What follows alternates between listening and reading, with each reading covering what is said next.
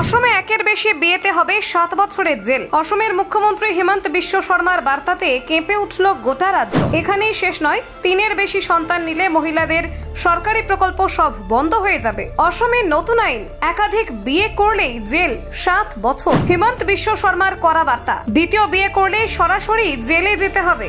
অসমে বহু বিবাহ নিষিদ্ধ, নারীর মর্যাদা রক্ষায় বড় পদক্ষেপ বিজেপি সরকারের। ধর্ম নয়, আইন সবার জন্য এক। বহু বিবাহে এবার কঠোর শাস্তির বিধান। তোমার ধর্ম অনুমতি দিতে পারে, কিন্তু সরকার দেবে না। হিমন্ত বিশ্ব শর্মার হুঁশিয়ারি। অসমে ইতিহাস, দ্বিতীয় বা তৃতীয় বিয়েতে এবার সরাসরি কারাদণ্ড।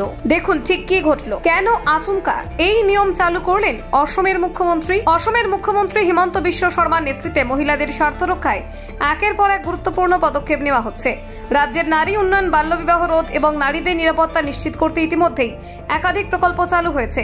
এবার সেই তালিকায় যুক্ত হলো বহু বিবাহ নিষিদ্ধ করার নতুন আইন। সোমবার মুখ্যমন্ত্রীর দফতর থেকে জারি করা এক সরকারি বিজ্ঞপ্তিতে জানানো হয়েছে, অসম সরকার রাজ্যে বহু বিবাহ সম্পূর্ণভাবে নিষিদ্ধ করেছে।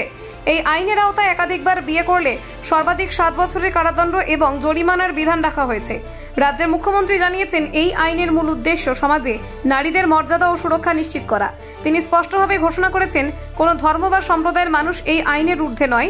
ধর্মীয় প্রথা বা ব্যক্তিগত আইন যাই বলুক না কেন, অসমে আর কোনো পুরুষ একাধিকবার বিয়ে করতে পারবেন না।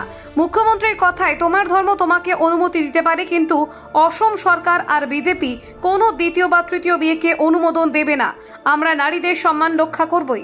এই পদক্ষেপের মাধ্যমে হিমন্ত সরকার রাজ্যে নারীদের আইন এবং সামাজিক সুরক্ষার এক নতুন অধ্যায়ের সূচনা করল বলে রাজনৈতিক মহলের মত। অসম সরকার ইতিমধ্যেই বাল্য বিবাহের বিরুদ্ধে কঠোর অবস্থান নিয়েছিল। 2023 সালে এক বিশেষ অভিযান চালিয়ে রাজ্যের বিভিন্ন প্রান্ত থেকে 8,000-এরও বেশি অভিযুক্তকে গ্রেপ্তার করা হয়েছিল। এবার বহু বিবাহের নিষিদ্ধের মাধ্যমে সেই নীতিকে আরও জোরদার করা হলো। আগামী 25শে নভেম্বর অসম বিধানসভায় এই আইনটি পেশ করা হবে বলে মুখ্যমন্ত্রী ঘোষণা করেছেন।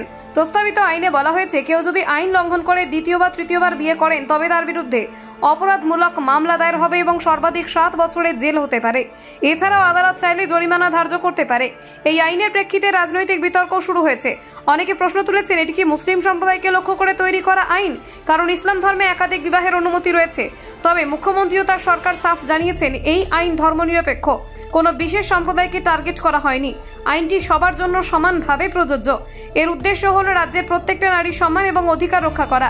মুখ্যমন্ত্রী হিমন্ত বিশ্ব শর্মা এক জনসভায় বলেন, অসমে আমরা এমন সমাজ চাই যেখানে নারীরা নিজেদের অধিকার নিয়ে গর্ববোধ করবেন। তাদের মর্যাদা ও স্বাধীনতা রক্ষায় এই আইন এক গুরুত্বপূর্ণ পদক্ষেপ।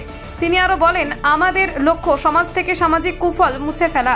বহু বিবাহ, বাল্য বিবাহ এবং লিঙ্গ বৈষম্য দূর না হলে উন্নয়ন অসম্ভব। অন্যদিকে মুখ্যমন্ত্রী নারীদের আর্থিকভাবে শক্তিশালী করতে একাধিক প্রকল্প চালু করেছেন। Bureau report, Bangla digital TV.